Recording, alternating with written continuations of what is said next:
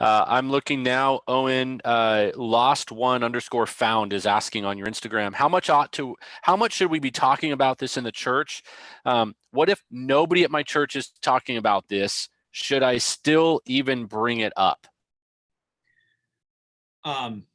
Yes, you should. If no one is talking about it, you may be in that kind of church that we were just talking about. Again, we're not trying to light people like firecrackers here and send them into unsuspecting churches. Let that be said. We want godly church members who try to work out these matters in a godly way. So if you're concerned, for example, about your church's approach on these matters, you should set up as much as you can a time with an elder or pastor to talk through these things and get information and figure out why this is happening. But let's just pretend, let's construct our own scenario, and let's say that a church really is dodging these issues. Then yes, I think you should bring it before the elders, bring it before the local church. Many of us are going to love a congregationalist form of government, and so we're going to want the whole body to hear about these kind of concerns and that sort of thing. And we're going to seek for the church to be preaching the truth and telling the truth about these things. You know, Gavin and I wrote these books, though, not because these are 17th order issues that we think are neato.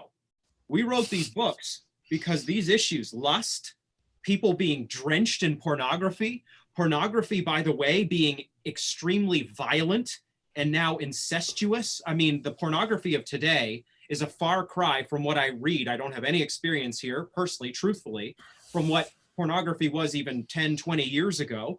Young men are drenched in it. Even young women, to a degree, are drenched in it. Homosexuality and transgenderism are the cause before us in the public square that is triumphed and celebrated.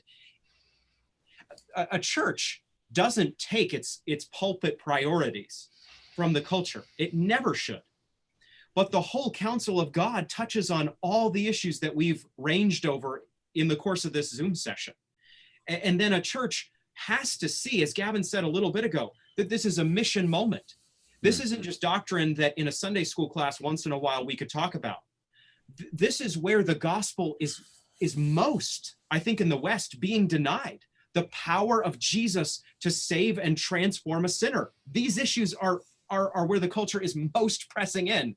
So a church, in my view, that is failing to even really raise these flags is in some sense failing in preaching the whole counsel of God and in being salt and light. I'm very blessed that I came on board at a church, was planted by the senior pastor, Clint Humphrey, several years ago now, 13, 14 years ago, where these doctrines have been upheld and taught from the very start, the issues of manhood and sexuality. But even so, we've recognized the age in which we live in even now. So things have escalated so much more over the last 10 years that we'll even ask the question in a membership interview process, do you have a problem with lust and pornography? We'll ask the issue directly. And then if let's say it's a guy, but as Owen said, it could be a woman as well, say, well, yes, I've been looking at pornography. Well, how often is the issue? Well, once a month. Is that okay then for that person, or once every other week? Is that okay? We don't think so. We think that there needs to be a level, whilst recognizing no one's going to be perfect coming into the church, but a level of victory in these areas. So if you're not talking about it, and often people have come from churches where it's not been taught, that it's not been spoken of, they've not been discipled in sexuality. So they're kind of tampering and dabbling with this sin, and it's become almost okay.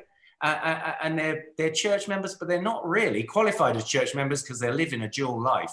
And we found that a very good practice. Say a person says, oh yeah, I have had a bit of an issue, strong in the past, it's a bit less now. We might just delay that church membership for a little while, personal probation, take some counseling with an elder till we see there is a level of victory, because we want zero tolerance on this issue. Just look at the book of Revelation, see how much sexual immorality is mentioned in there, as well as the rest of the Bible. And we need to recognize that as an issue.